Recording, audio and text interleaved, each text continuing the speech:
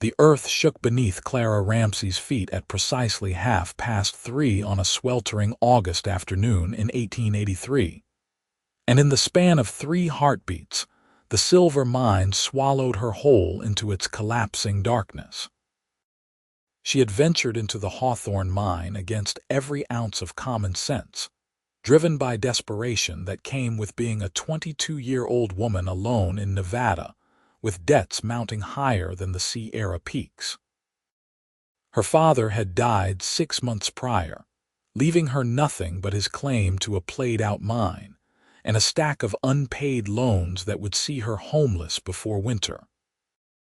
The assayer in town had mentioned rumors of a fresh vein deeper in the abandoned western tunnel, and Clara, armed with little more than a lantern and stubborn determination, had decided to investigate herself rather than pay miners to chase ghosts.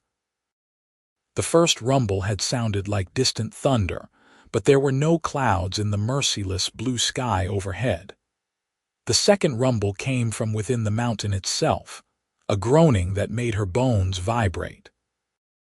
Clara had turned to run, her boots slipping on loose gravel, when the ceiling came down in a roar of dust and stone and ancient timber. She threw herself against the tunnel wall, pressing into a natural alcove as rocks the size of wagon wheels crashed down where she had been standing moments before. Then came silence, thick and absolute, broken only by the sound of her own ragged breathing and the settling of debris. Her lantern had survived, casting weak yellow light across a wall of rubble that sealed her in. Clara pressed her palms against the rocks, testing them, but they were wedged tight, tons of mountain bearing down from above. The air tasted of copper and dust. She was trapped. Kyle Voss had been shoeing a horse outside the livery stable when he heard the distant boom echo across the desert. He straightened, wiping sweat from his brow with his forearm, and squinted toward the mountains where the old mines dotted the landscape like wounds in the earth. Several other townspeople had emerged from buildings along Hawthorne's Main Street, shading their eyes and pointing. "That came from up near the Ramsey claim," old Pete Watkins called from the general store steps. Kyle's gut clenched.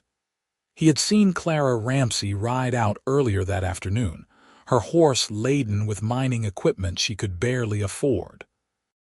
He had wanted to stop her, to tell her that going into those unstable tunnels alone was madness, but they had never spoken more than a handful of words to each other.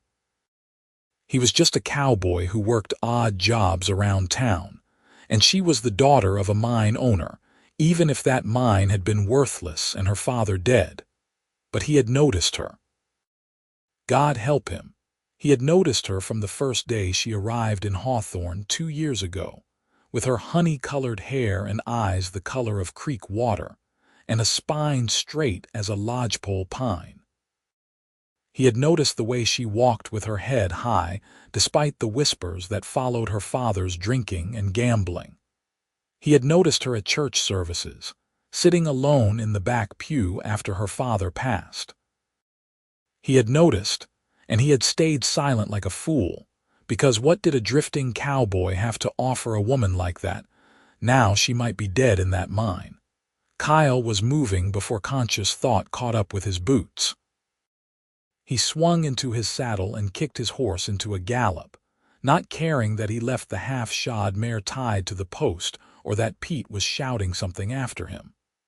The road to the mines was rough, winding up through sage and scrub, and his horse fought the pace, but Kyle pushed harder. Other riders followed. In a town as small as Hawthorne, disaster was everyone's business, and several men mounted up to investigate. But Kyle had a head start and his horse was fast, and when he reached the mine entrance 15 minutes later, he was the first to see the devastation. The main shaft had held, but one of the side tunnels, the western one, had collapsed entirely. Timber supports jutted from rubble like broken bones. Dust still hung in the air, turning the afternoon sun hazy. Clara's horse stood ground-tied near the entrance, ears pinned back in distress.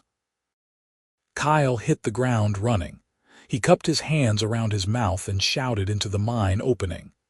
Clara, Clara Ramsey, nothing. Just the echo of his own voice.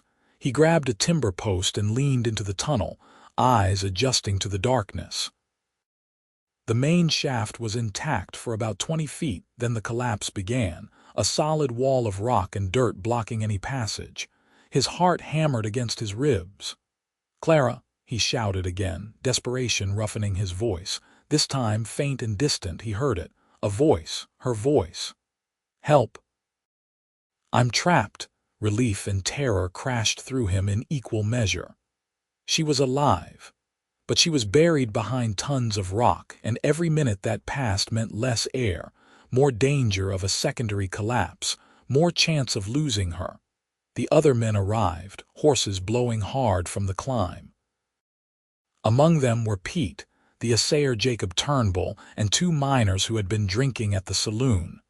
They gathered at the tunnel entrance, peering into the darkness. We need equipment, Jacob said, already calculating. Proper tools, supports, more men. We will have to organize a proper rescue.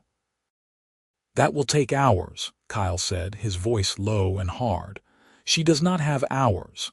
Son, you cannot just dig through that with your bare hands, Pete said, not unkindly. That is half a mountain sitting there. Kyle was already pulling off his vest and rolling up his sleeves. Then I best get started. He did not wait for their arguments. He stepped into the tunnel, approaching the wall of debris. The rocks near the top were smaller, dislodged pieces that had settled into gaps. He began pulling them away, tossing them behind him. His hands scraped against stone, and within minutes his knuckles were bleeding, but he did not stop. Clara, he called into the small opening he was creating. Can you hear me? Yes. Her voice was stronger now, less muffled. I can hear you. The collapse is not as thick as it looks. I can see light through gaps in the rocks. That gave him hope. If light was getting through, then air was getting through, and the barrier might not be as insurmountable as it appeared. Kyle attacked the debris with renewed energy, working with the focused intensity of a man who had spent his life doing hard physical labor. His hands found a rhythm, pulling away rocks, tossing them aside, digging deeper. Behind him, Pete and Jacob exchanged glances. Then, without speaking, they moved forward to help. The 2 miners followed. Soon all 5 men were working, creating a human chain to pass rocks back and out of the tunnel. But Kyle remained at the front, his hands moving constantly, bleeding freely now, his breath coming in hard gasps. Keep talking to me, he called to Clara. Tell me where you are, guide me toward you. I am against the left wall, she called back. There is an alcove. The rocks came down in front of me, but I have space here, a few feet of space. Kyle adjusted his angle, focusing his efforts on the left side of the collapse. Sweat poured down his face, mixing with dust until he looked like he had been carved from the same stone he was moving. His hands were raw, skin torn away in places, but he felt none of it. He felt only the need to reach her, to pull her out, to see her alive and breathing in the sunlight. Time lost meaning in the darkness of the tunnel. It could have been an hour or 4. His muscles screamed. His lungs burned from dust. But he kept digging, kept pulling rocks away, kept calling her name. I can see your hand, Clara's voice suddenly rang out, high with emotion. I can see your hand reaching through. Kyle looked down and saw that his right arm had broken through the barrier, disappearing into a gap between 2 large boulders. He felt air on the other side, space, and then something soft and warm grasped his fingers. Her hand. Clara's hand, holding onto him like he was life itself. The touch shot through him like electricity. He closed his fingers around hers, squeezed once, then reluctantly pulled back. I am coming for you, he promised. I am going to get you out. He worked with frantic energy now, enlarging the opening he had created. The other men helped, but the space was too narrow for more than one person to work effectively at the breakthrough point. Kyle's shoulders barely fit as he pushed forward, shoving rocks aside, some of them scraping across his back and arms. The tunnel groaned ominously, and Pete grabbed his belt. "Easy, boy," Pete warned. "You will bring the rest down on both of you."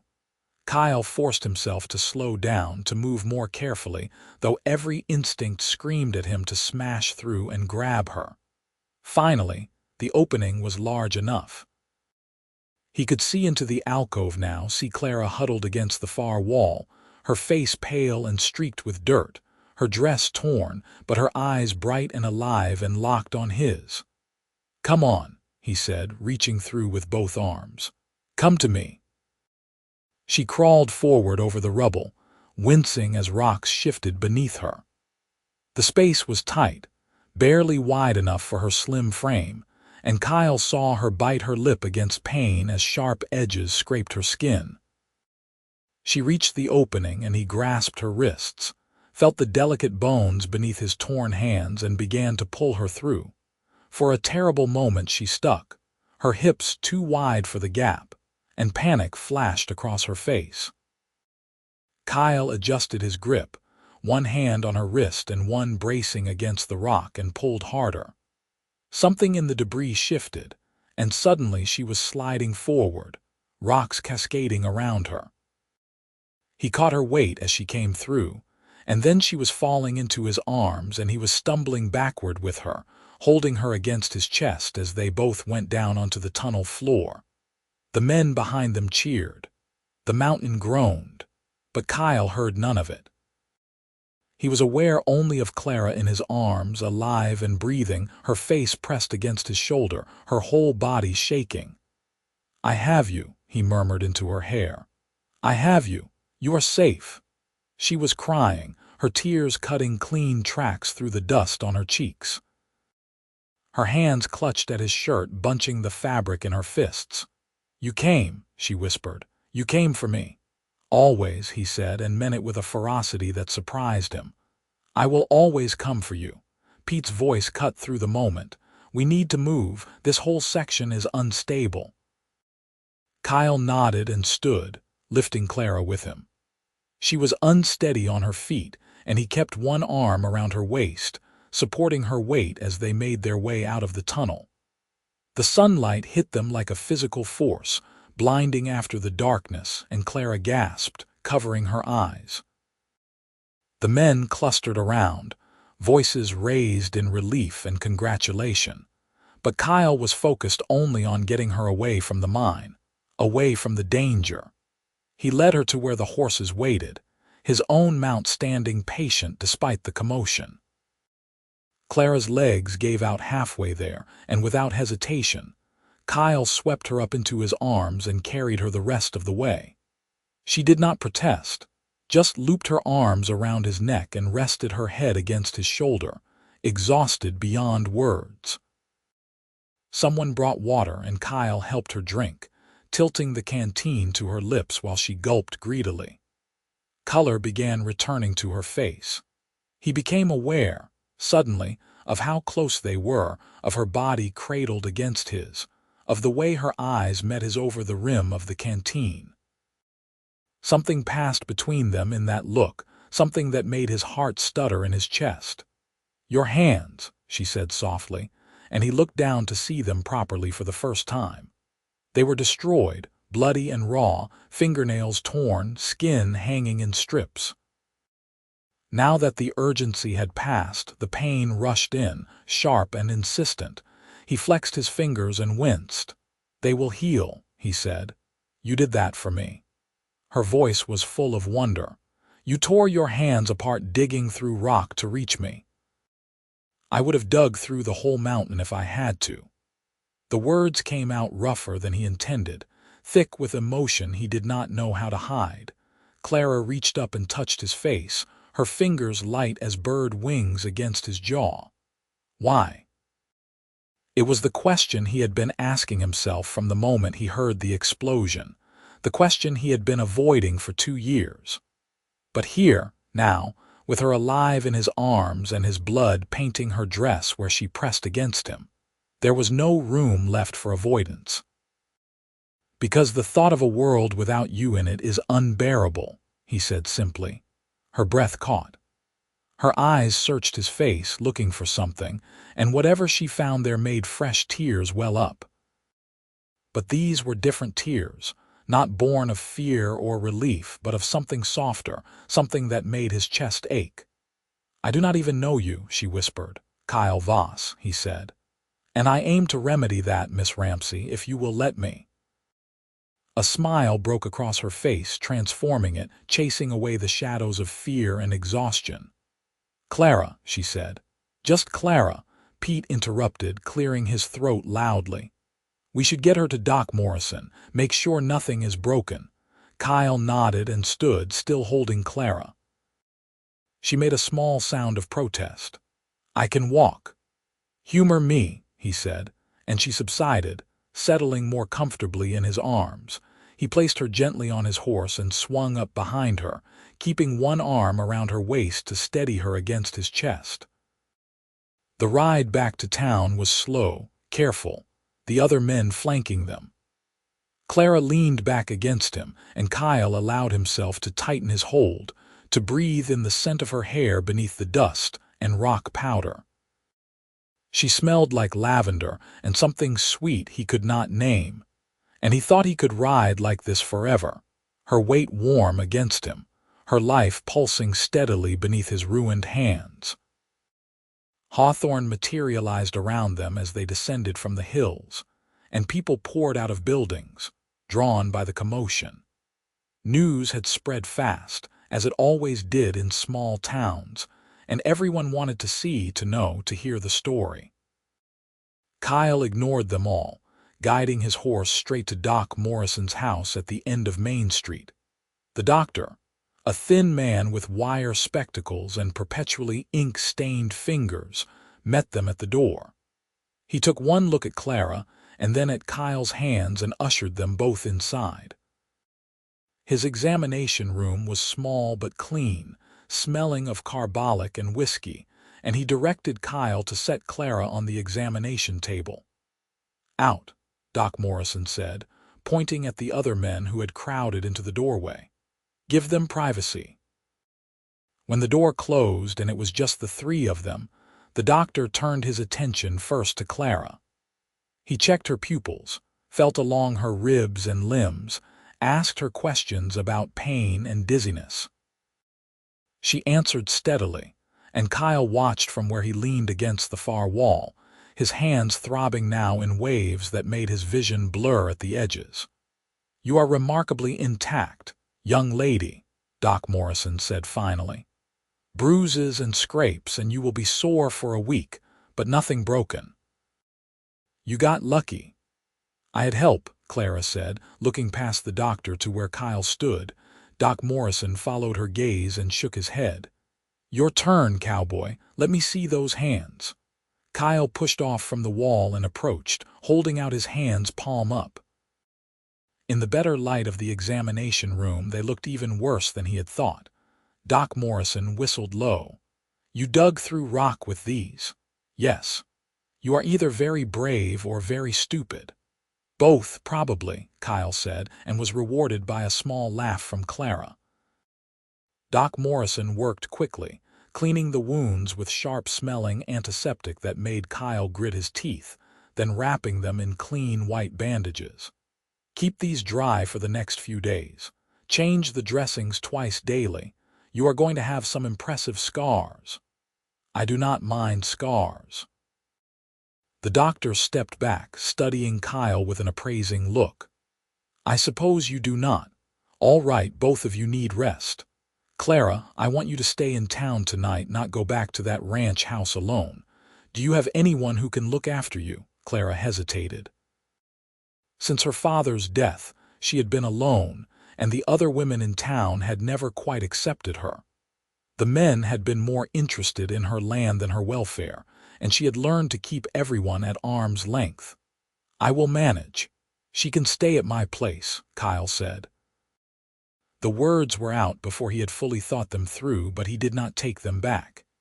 "It is just a room over the livery, but it has a bed and it is warm. I will sleep in the stable."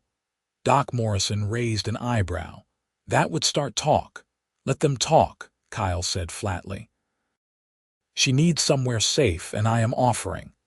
Clara looked at him, something complicated moving behind her eyes. "I cannot impose. It is not an imposition, please." He softened his voice. "Let me help you. You have been alone long enough." The defenses she had built so carefully over the past months wavered, cracked. She was tired, bone-deep tired, and the thought of returning to her father's empty house, of spending another night alone with her grief and fear, was suddenly too much to bear. "All right," she said quietly. "Thank you." Kyle nodded, relief washing through him. He paid Doc Morrison from the few coins in his pocket, then offered Clara his arm. She took it, and together they walked out into the evening. The sun was setting, painting Hawthorne's dusty street in shades of gold and orange. People watched them pass, their eyes curious and speculative, but Kyle kept his gaze forward, Clara's hand light on his bandaged arm. The livery stable was at the north end of town, a sturdy building that smelled of hay and leather and horses. Kyle's room was reached by an exterior staircase, and he led Clara up carefully, aware of her limp, the way she favored her left side. The room was small and spare, containing a narrow bed, a washstand, a trunk for his belongings, and little else. But it was clean, and the evening light coming through the single window was soft and golden. "It is not much," he said, suddenly self-conscious. "It is perfect," Clara said, and meant it. There was something honest about the space, something that reflected the man who lived here. No pretense, no waste, just what was needed and nothing more. Kyle pulled back the quilt on the bed, revealing clean white sheets. "You should rest. I will bring up water so you can wash." He disappeared back down the stairs, and Clara sank onto the edge of the bed, her legs trembling now that the urgency had passed. She looked down at herself, at her ruined dress, her scratched arms, and felt the full weight of what had happened crash over her. She had nearly died. She had been trapped in the darkness with tons of rock above her, and she had thought she would never see the sky again, would never feel wind on her face or hear birds singing or know anything but that suffocating blackness. And then Kyle Voss had come. A man she barely knew, a cowboy who drifted from job to job and never seemed to settle anywhere, had torn his hands to ribbons to reach her. The memory of his voice calling her name, of his bloodied hand breaking through the rock, of the fierce determination in his eyes as he pulled her free, made her breath catch. No one had ever fought for her like that. No one had ever looked at her the way he had looked at her in the tunnel, like she was something precious and irreplaceable. Kyle returned with a bucket of water and a clean cloth. He poured water into the basin on the washstand and set the cloth beside it, then turned to leave. "Stay," Clara said, and he froze, his hand on the door. "Please, I do not want to be alone." He turned back slowly, his blue eyes searching her face. "Are you sure?" "I am sure." He nodded and moved to the window, giving her privacy while keeping his back turned. Clara stood and washed as best she could, stripping off the torn dress and using the cloth to clean the dust and blood from her skin. It hurt, the water stinging her scrapes, but it also felt good, purifying. She found one of Kyle's shirts hanging on a peg and pulled it on. It was far too large, the sleeves hanging past her hands, the hem reaching her knees, but it was clean and it smelled like him, like sage and leather and something indefinably male. "All right," she said quietly, and he turned. His eyes widened slightly when he saw her wearing his shirt, something dark and hungry flashing across his face before he controlled it. "You should sleep now. What about you? You must be exhausted." "I will be fine in the stable." "Kyle." She said his name for the first time, tasted it on her tongue, and liked the way it felt. "There is room here. The bed is small, but we can manage, and your hands, you need to keep them elevated or they will swell." He looked like he wanted to argue, but exhaustion was written in every line of his body. He had dug for hours, had carried her, had not stopped moving since the mine collapsed. "I will sleep on the floor." "No, you will not. You just saved my life. The least I can do is share a bed with you."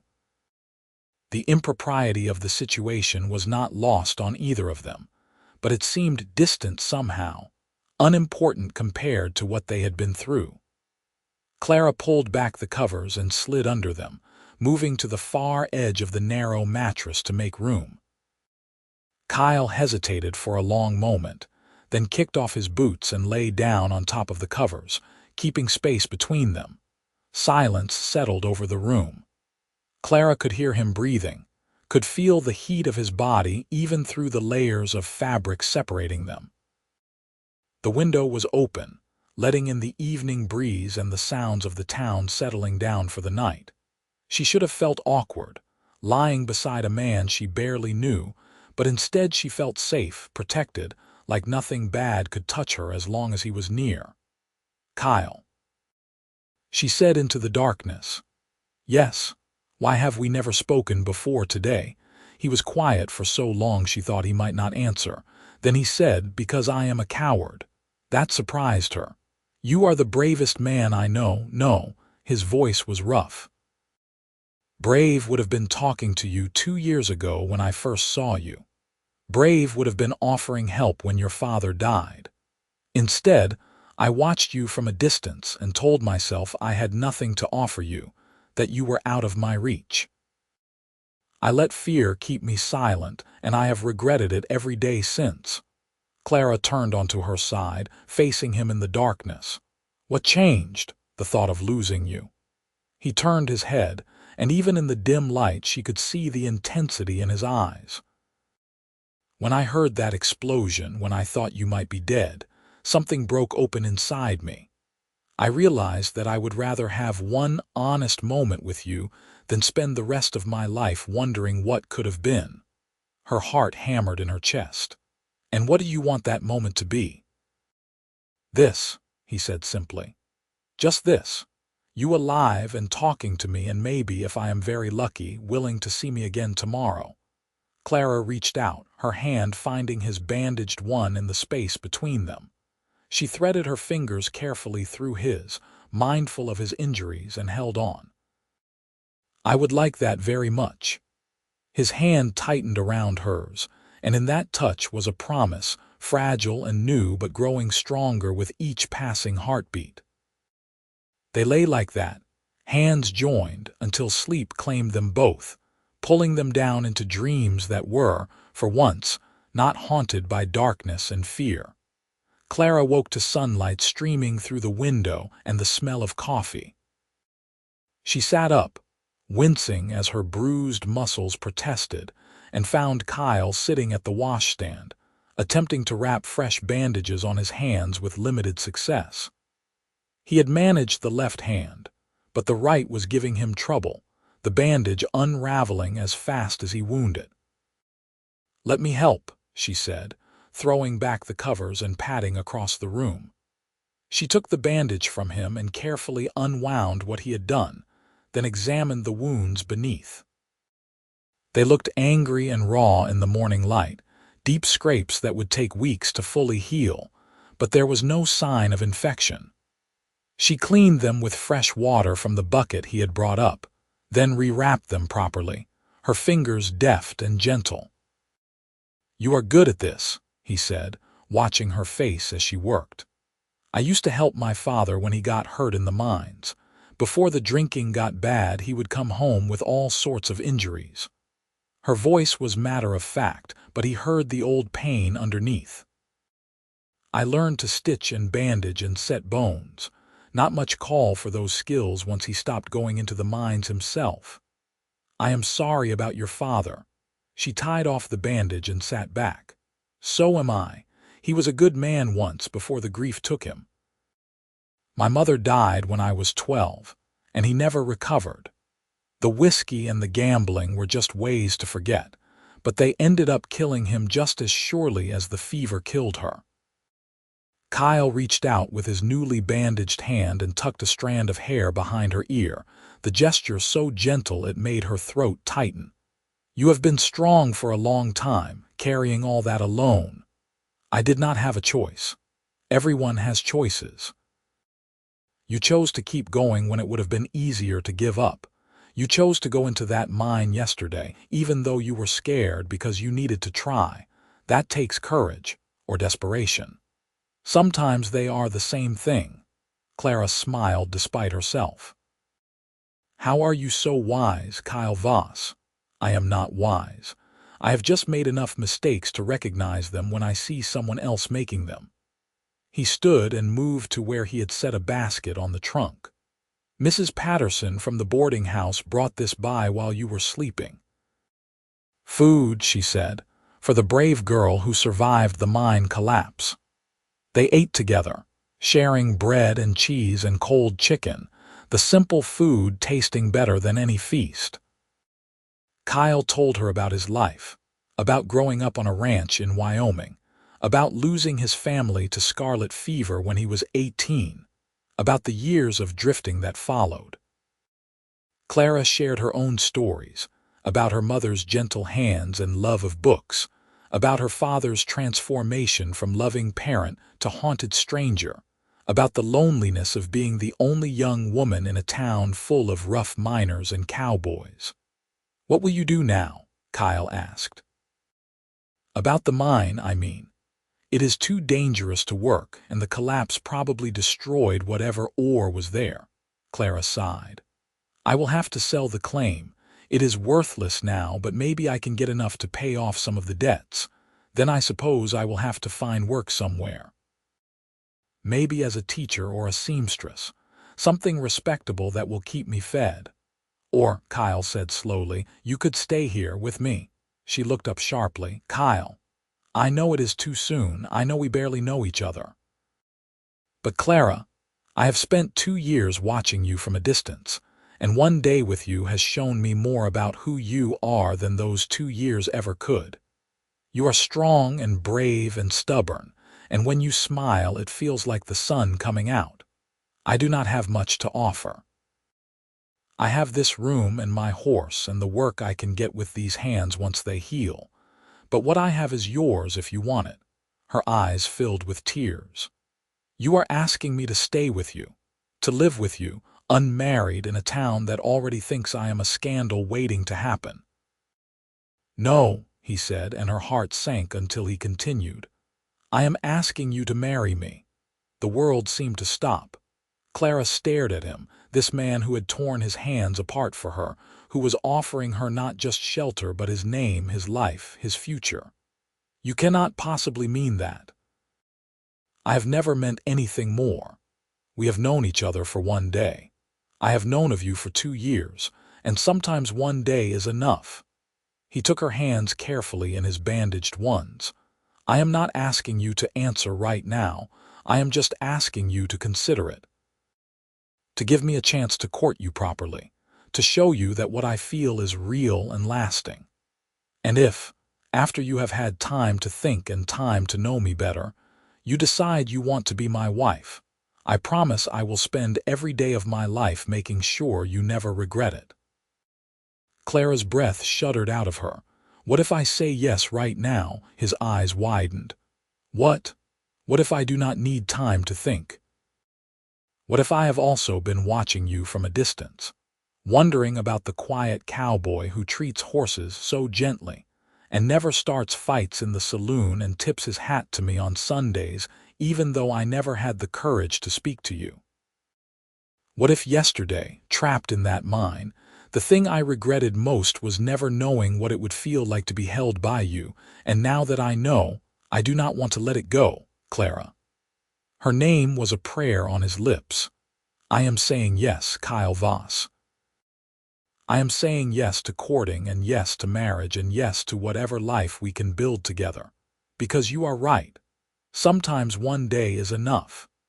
He pulled her into his arms, bandaged hands and all, and held her like she was something infinitely precious. She buried her face in his shoulder and breathed him in, feeling pieces of herself that had been broken for so long starting to knit back together. They stayed like that for a long time, just holding each other as morning light filled the small room and the town woke up around them. The next weeks passed in a blur of scandal and joy. News of their engagement spread through Hawthorne like wildfire, and opinions were divided. Some thought it romantic, the cowboy and the mine owner's daughter brought together by disaster. Others thought it improper, too fast, a poor match that would end in heartbreak. Clara found she did not care. She had spent too much of her life worrying about what others thought, trying to maintain respectability while her world crumbled around her. Kyle had given her something more valuable than reputation. He had given her hope. They were married 3 weeks after the mine collapse, in the small church on the edge of town with Doc Morrison standing up as witness and Mrs. Patterson fussing over Clara's dress. It was not the elaborate wedding Clara's mother had once dreamed of for her daughter, but it was real and honest and full of love, and that made it perfect. Kyle spoke his vows in a voice that shook slightly, his blue eyes never leaving her face, and when the minister pronounced them husband and wife, he kissed her with a gentleness that made her forget anyone else existed. They moved into a small house on the outskirts of town, a place Kyle had been saving for without quite knowing why. It needed work. The roof leaked and the floors were uneven, but it had good bones and a view of the mountains that took Clara's breath away. They spent their first month as a married couple fixing it up, working side by side to make it a home. Kyle's hands healed slowly, the scars standing out pale against his tanned skin, and Clara traced them sometimes in the quiet moments before sleep, grateful for every mark, because they represented the moment her life truly began. Money was tight at first. Clara had sold the mine claim for barely enough to cover her father's debts, and Kyle's work at the livery brought in only modest wages, but they were resourceful. Clara took in sewing and taught reading to miners' children in the evenings. Kyle picked up extra work breaking horses and repairing fences for the ranchers outside town. Slowly, coin by coin, they built a life together. The first real test came 6 months into their marriage. Winter had settled over Nevada, bringing snow that was rare but not unheard of in the high desert. Kyle had gone out to help a rancher bring in cattle from the upper pastures and had been gone 3 days. Clara waited, growing more anxious with each passing hour, memories of the mine collapse still fresh enough to make her stomach clench with fear. When he finally rode up to their house on the 4th day, coated in snow and ice, she ran out without a coat and threw herself into his arms the moment he dismounted. "I thought something had happened," she said against his chest, her voice muffled. "I thought I had lost you." He held her tight, his cold cheek pressed against her hair. "I will always come back to you, always. Nothing could keep me away. You cannot promise that. Then I will promise this. Every moment I am away from you, I will be fighting to get back. You are my home now, Clara. The only one that matters." She pulled back enough to look at him, this man who had become as essential to her as breathing. Snow caught in his dark hair and his lips were blue with cold, but his eyes were warm, full of love and certainty. She kissed him then, pouring all her fear and relief into it, and he responded with an intensity that made her forget the cold, forget everything but him. Spring came, and with it, news that changed everything. Clara had been feeling poorly for weeks, tired and nauseous in the mornings, and when Doc Morrison confirmed what she had begun to suspect, joy and terror warred inside her. She was pregnant. She was going to have Kyle's child. She told him that evening as they sat on their porch watching the sunset. Kyle had been talking about his plans to buy more land, to maybe start a small ranch of their own, when Clara reached over and took his hand. "I have something to tell you," she said, her voice shaking slightly. He turned to her immediately, reading the seriousness in her tone. "What is it? Are you all right?" "I am fine. Better than fine." She placed his hand on her still flat stomach. "We are going to have a baby." For a moment he just stared at her, his expression unreadable. Then his face split into the widest smile she had ever seen, joy transforming him into someone younger, lighter. "A baby. Truly, truly." Doc Morrison confirmed it this morning. "I am about 2 months along, which means the baby should come in early fall." Kyle let out a whoop of joy and pulled her into his arms, lifting her off her feet and spinning her around until she laughed and begged him to stop. When he set her down, his eyes were bright with unshed tears. "We are going to be parents." "We are," she confirmed, and the wonder in her own voice matched his. That night, lying in bed with Kyle's hand resting protectively over her stomach, Clara felt a contentment she had never known was possible. After so much loss, so much loneliness and fear, she had found this: a home, a husband, a future. The scars of the past were still there, would always be there, but they had been joined by new marks, new memories, and the promise of life to come. The pregnancy was not easy. Clara struggled with sickness that lasted well past the first few months, and the desert heat of summer made everything worse. But Kyle was there through all of it, patient and gentle, bringing her water when she could not keep food down, rubbing her swollen feet in the evenings, talking to their unborn child through the fabric of her nightgown. He read to her from the few books they owned, built a cradle with his scarred hands, and made her feel cherished even on the days when she felt enormous and ungainly. Their daughter was born on a warm September evening, as the sun was setting and painting the sky in shades of amber and rose. The labor was long and difficult, and there were moments when Clara thought she would not survive it, when the pain was so intense she could not remember a time when it had not existed. But Kyle stayed beside her the entire time, holding her hand, murmuring encouragement, refusing to leave even when Doc Morrison suggested he wait outside. "I have held her through worse," Kyle said firmly. "I will hold her through this too." And he did.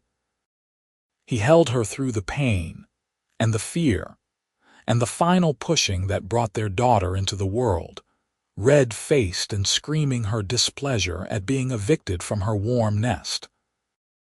Doc Morrison placed the baby in Clara's arms, and she stared down at the tiny, perfect creature in wonder, counting fingers and toes, marveling at the dark fuzz of hair and the eyes that were already showing hints of blue.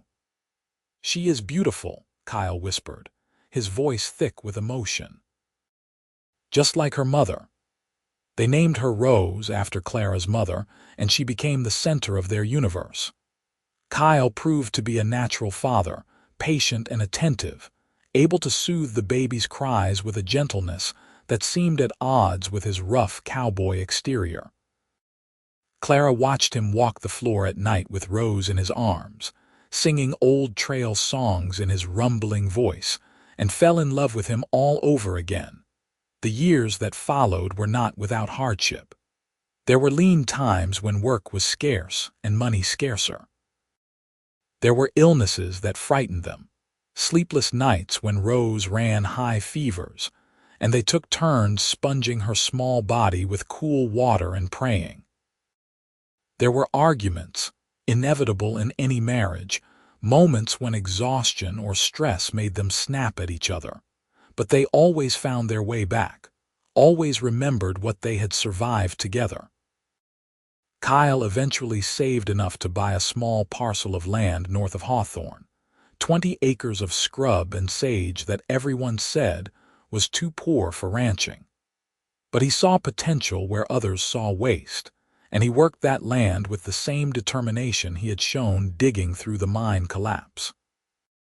He built fences and a small barn, bought a few head of cattle, and slowly, painstakingly, proved the doubters wrong. The ranch was never going to make them rich, but it was theirs, built with their own hands and watered with their own sweat.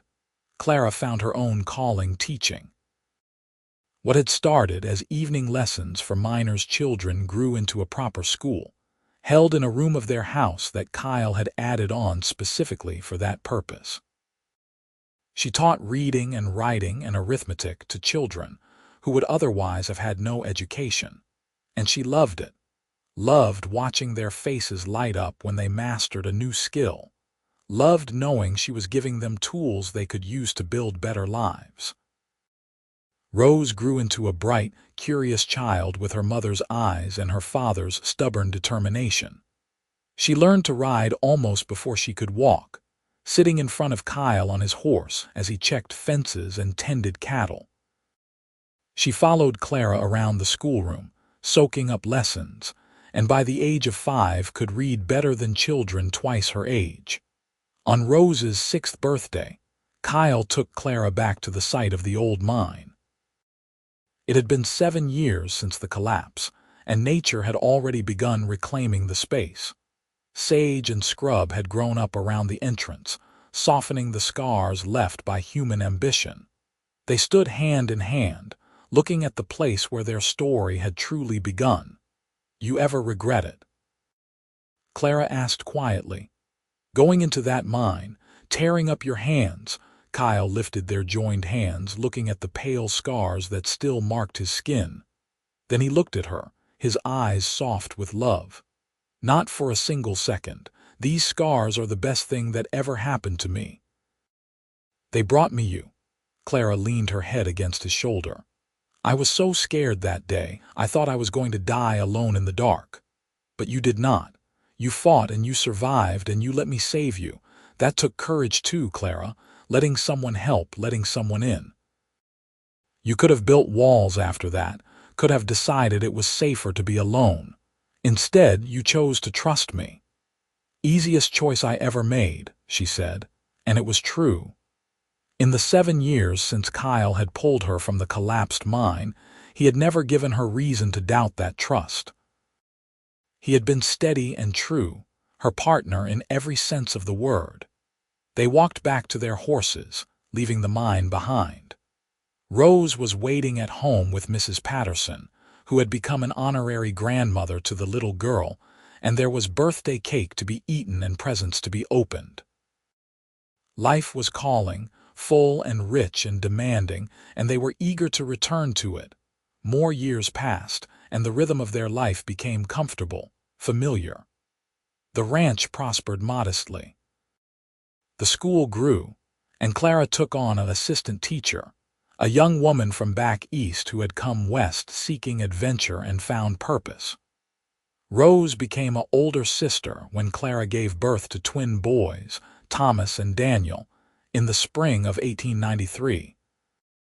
The birth was easier than Rose's had been, perhaps because Clara knew what to expect, or perhaps because Doc Morrison was older and more experienced, or perhaps simply because that is the way of things sometimes. Kyle stood in the doorway of their bedroom, watching his wife nurse their sons, one at each breast, while Rose sat on the edge of the bed chattering about a bird's nest she had found. The room was full of afternoon light and the sounds of his family, and he felt his heart might burst with the fullness of it all.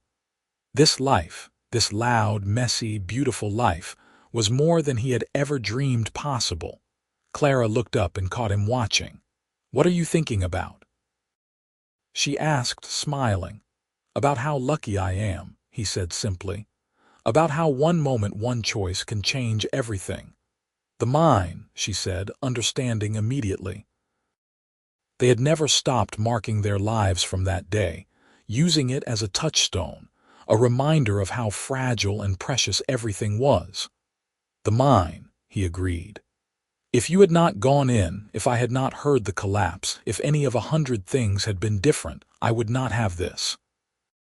I would still be drifting, alone, thinking happiness was something that happened to other people."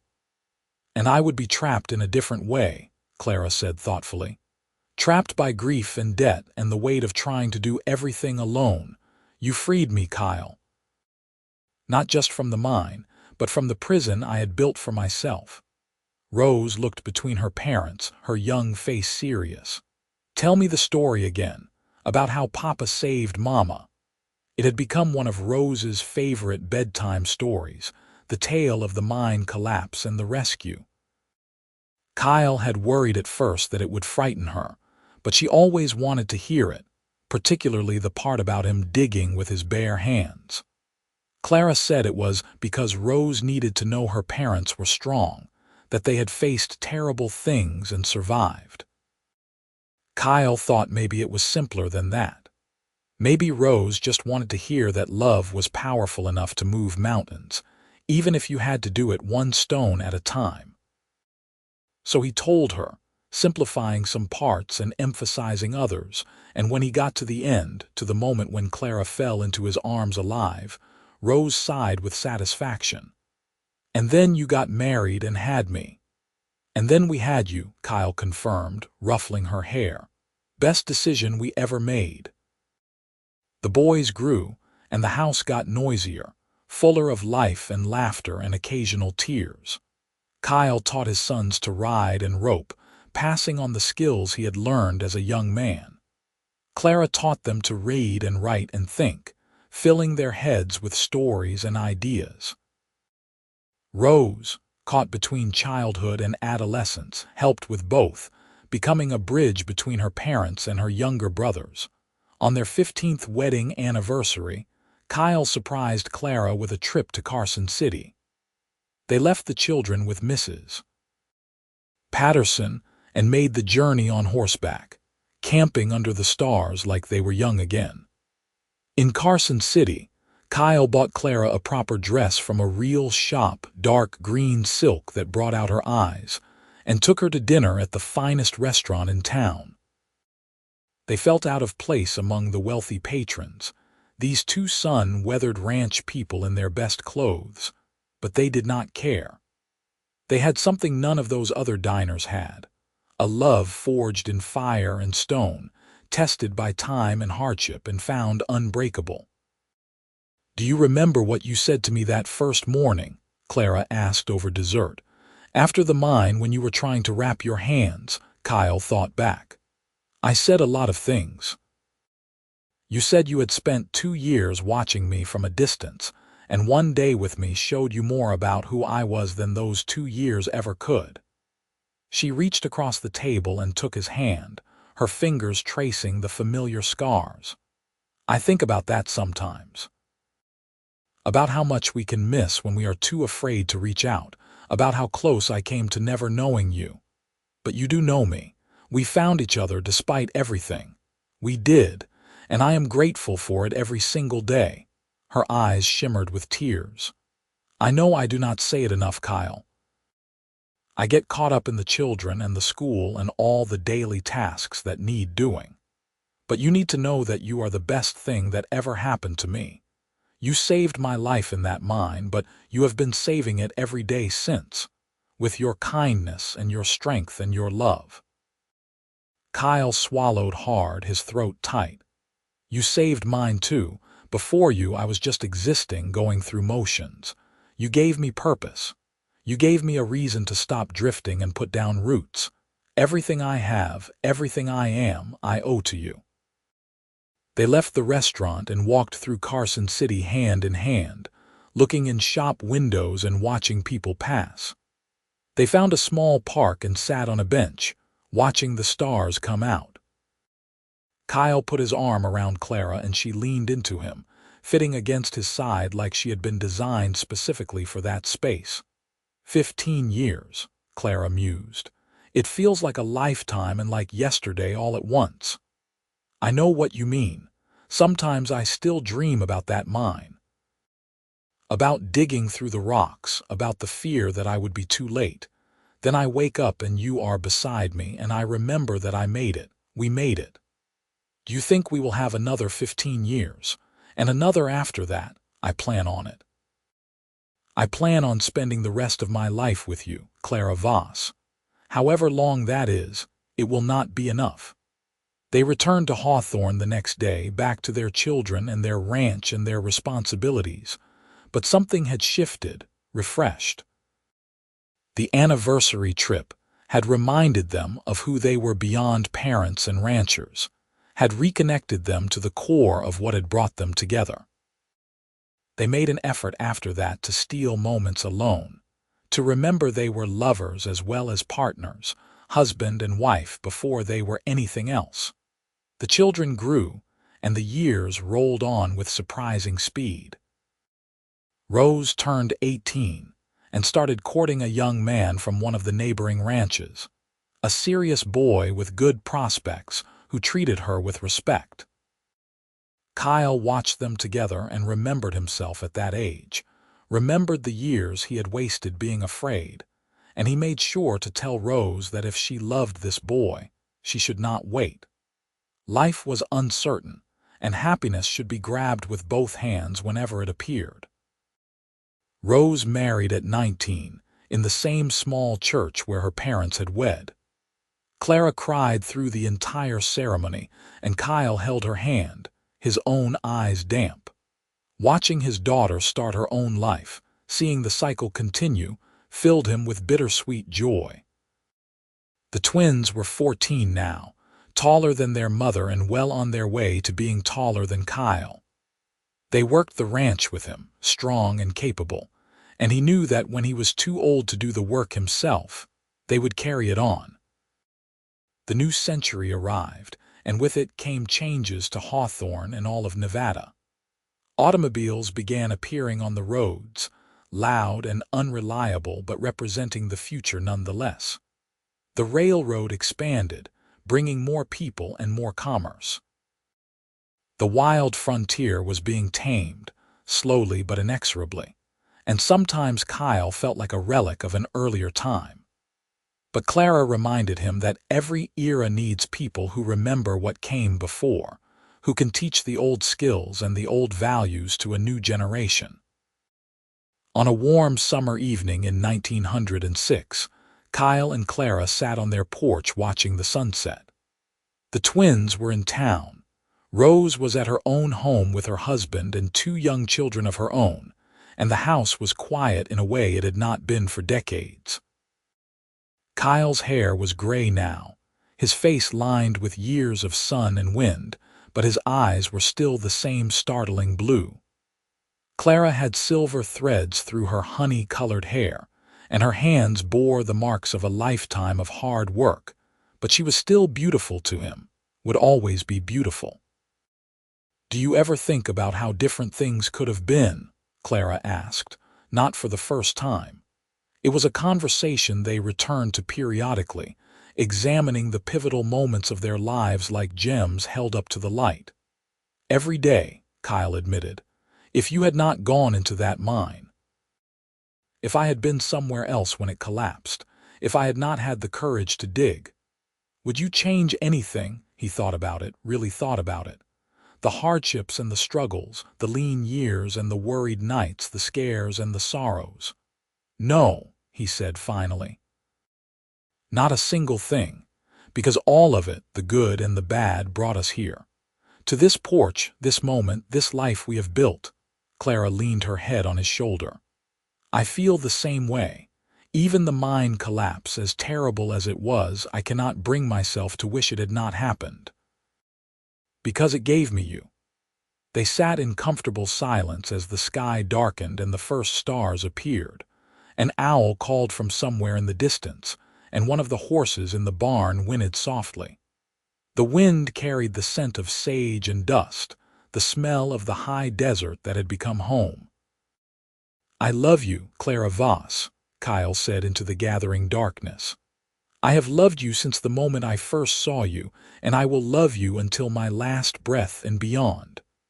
And I love you, Kyle Voss, my rescuer, my husband, my home." He pulled her closer, and she came willingly, fitting into the curve of his body like she had been doing for 23 years. They stayed like that, wrapped in each other and in the life they had created, as night settled fully over their ranch. In the distance, the mountains loomed dark against the star-filled sky, ancient and enduring. And in those mountains, hidden beneath tons of rock and earth, was a collapsed mine that two people would be forever grateful for. Because some disasters are not endings. Sometimes they are beginnings, violent and terrifying, but beginnings nonetheless. The mine collapse had taken Clara into the darkness, but it had also sent Kyle in after her, and in that desperate rescue, in that moment when she fell into his arms alive, they had both been saved. Not just from the physical danger, but from loneliness and fear and the belief that they had to face life alone. The years continued their steady march. Kyle and Clara grew older, their children and grandchildren growing around them like branches from a strong tree. The ranch passed to the twins, who ran it jointly and expanded it beyond what Kyle had ever dreamed possible. Rose's children grew and had children of their own, and Clara delighted in being a great-grandmother, marveling at how far her family tree had spread from those dark moments in the mine when she thought her line would end with her. They never forgot that day, never let it fade into just another memory. Every year on the anniversary of the collapse, they would ride up to the old mine site, now completely overgrown, and spend a few minutes in silence, remembering. It was their ritual, their way of honoring what they had survived and what they had built from the ruins. On their 40th wedding anniversary, when they were both well into their 60s and feeling the weight of their years, they made the ride one last time. The climb was harder now, their horses moving slowly, and they had to stop twice to rest. But they made it, sitting on their horses side by side and looking at the place where sage and juniper had completely reclaimed the mine entrance. You could barely tell there had ever been a mine there at all. Nature had healed the wound, covered the scars, moved on. "We should move on too," Clara said quietly. "We have remembered long enough." Kyle nodded. He understood what she meant. They had been carrying that day with them for 4 decades, using it as a touchstone, but maybe it was time to let it go. Not to forget, but to release it, to stop defining themselves by that one moment of terror and triumph. "We built a good life," he said. "You and me. We took something terrible and made something beautiful from it. We did, and it is not over yet. We still have time." He smiled and reached across the space between their horses to take her hand. "Then let us use it well." They rode back to the ranch together, leaving the mine behind for the last time. That night, surrounded by their children and grandchildren who had gathered for the anniversary celebration, Kyle stood to make a toast. His hand shook slightly as he raised his glass, but his voice was strong. 40 years ago, I married the bravest woman I have ever known. She had just survived a disaster that should have killed her, and instead of being broken by it, she chose to build a life. She chose to trust a cowboy with torn-up hands and big dreams. She chose love over fear. And every day since, she has made that same choice. To love, to trust, to build. Clara, you are my heart. You are my miracle. And I thank God for every moment I have had with you." Clara's eyes filled with tears. She stood and crossed to him, and he pulled her into his arms, holding her as the family applauded and someone started playing a fiddle. They danced in the crowded front room of their ranch house, slow and careful, while their family watched and smiled. Rose was there with her husband and children. The twins were there with their wives and children. Grandchildren and great-grandchildren filled every corner, talking and laughing and making the house ring with life. This was the legacy of that day in the mine. Not just Kyle and Clara, but all these people, all these lives that existed because one stubborn cowboy had refused to give up, and one brave woman had held on long enough to be saved.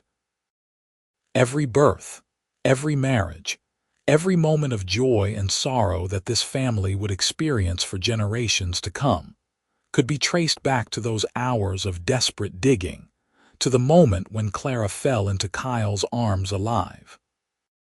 They danced until Kyle's back ached and Clara was breathless. Then they sat together on the porch while the party continued inside. The stars were brilliant overhead, sharp and clear in the desert night. They could hear music and laughter from the house, the sounds of their family celebrating life. "Did you ever imagine this?" Clara asked. "When you were pulling me out of that mine, did you imagine it would lead to this?" "I did not let myself imagine anything beyond getting you out alive. Everything after has been a gift I never expected." "A gift we earned," Clara corrected gently.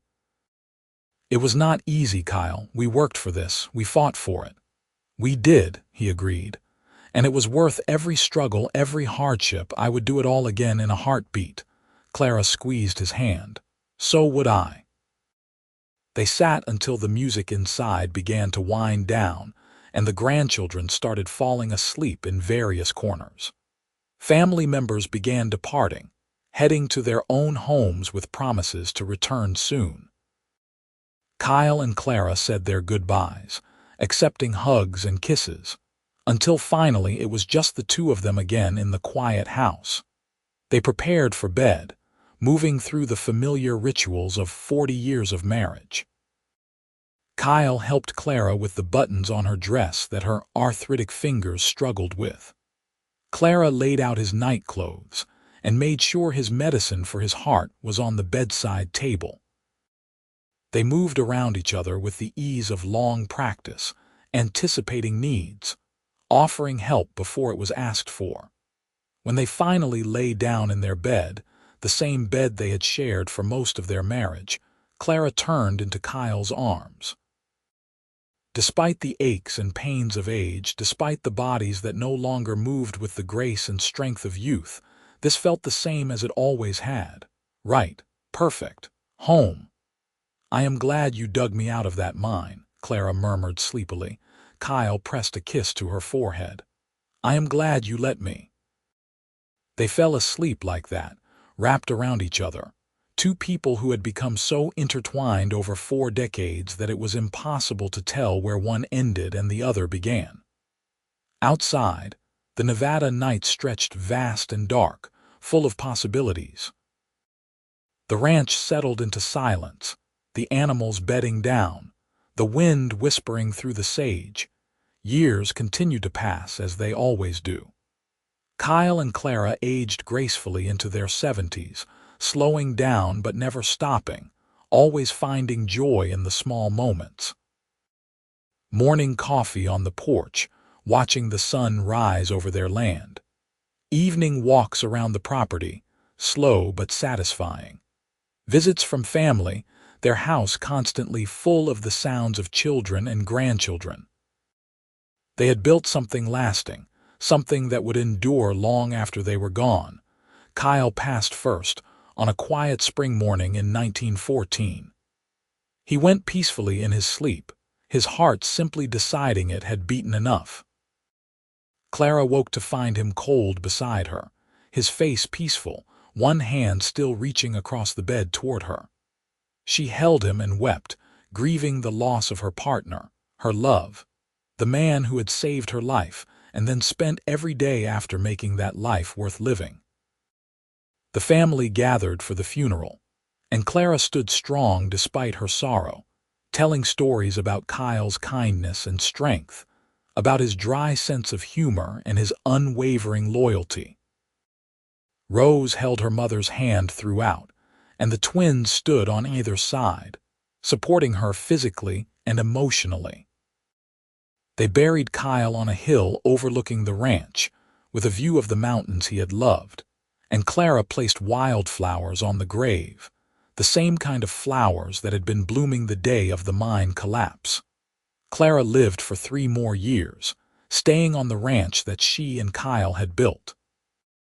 She was lonely without him, missing his presence in every moment, but she was not alone. Her family surrounded her with love, visiting constantly, making sure she was cared for. She spent her days telling stories to her great-grandchildren, passing on the history of the family, making sure they knew where they came from. On a warm summer evening in 1917, Clara sat on her porch watching the sunset and felt Kyle's presence strongly, as if he were sitting beside her in his old chair. She smiled, feeling content, feeling ready. She had lived a good life, a full life, far beyond what she had ever expected that terrible day in the mine. She had loved deeply and been loved in return. She had built a family, a legacy, something that would continue long after she was gone. That night, Clara passed peacefully in her sleep, and those who found her the next morning said she looked happy, a small smile on her face. They buried her beside Kyle on the hill, their graves side by side, together even in death as they had been in life. The headstone reads simply, Kyle Voss, beloved husband and father, and Clara Ramsey Voss, beloved wife and mother, together forever. The ranch continued, passed down through generations.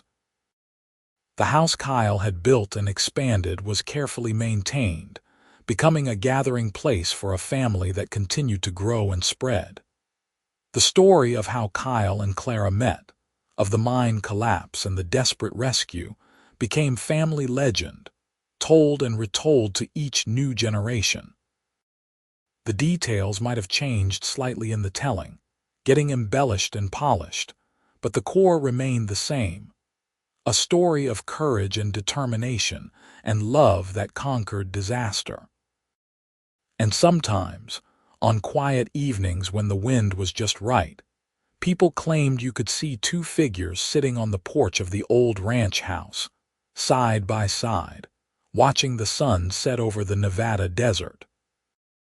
Just shadows probably, tricks of the light, but those who believed in such things liked to think it was Kyle and Clara, still together, still watching over the family they had created, still grateful for the mine collapse that had brought them together and the love that had sustained them through decades of life. Because in the end, that was what mattered. Not the disaster itself, but what they had built from it. Not the fear and pain of those hours Clara spent trapped, but the courage it had taken for both of them to reach out, to trust, to love. They had taken the worst day of their lives and transformed it into the beginning of something beautiful, something lasting, something that would echo through generations.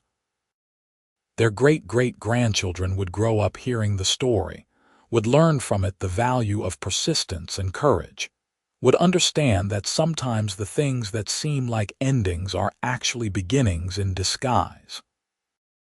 They would walk the land that Kyle and Clara had worked, would live in houses built on the foundation of that first small ranch, would carry forward the legacy of two people who had refused to give up on each other or on life. The mine itself, that dark hole in the mountain that had swallowed Clara and nearly ended everything before it could begin, was long gone, filled in and forgotten. But what it had created lived on. In every marriage, every child born, every moment of love and joy that the Voss family experienced, there was an echo of that day when Kyle dug with bleeding hands and Clara held on with desperate faith, and they both chose life, chose love, chose each other. And that, in the end, was the true story. Not about a disaster, but about a rescue. Not about being trapped, but about being freed. Not about an ending, but about a beginning that lasted lifetimes. The mine collapse had been terrifying, but it had also been necessary. The catalyst that forced two lonely people to finally reach across the distance between them and discover that they were meant to be together all along. They had built a life from rubble and dust, from torn hands and desperate hope, and it had been glorious. Every sunrise they had watched together, every child they had raised, every laugh they had shared, every comfort they had offered each other in times of sorrow, all of it stemmed from that moment when Kyle had pulled Clara through the gap in the rocks and she had fallen into his arms alive. That was where their story had truly begun, and in the years that followed, they had written every page together, creating something that would last far beyond their own lifetimes. The ranch still stood, solid and enduring, a testament to their love and their labor. And when the wind blew through the sage and the stars came out over the Nevada desert, those who listened closely might hear an echo of Kyle's voice calling Clara's name, might hear her answering, might hear the sound of two hearts beating as one, forever joined, forever together, forever grateful for the disaster that had brought them together and the love that had sustained them through everything that followed.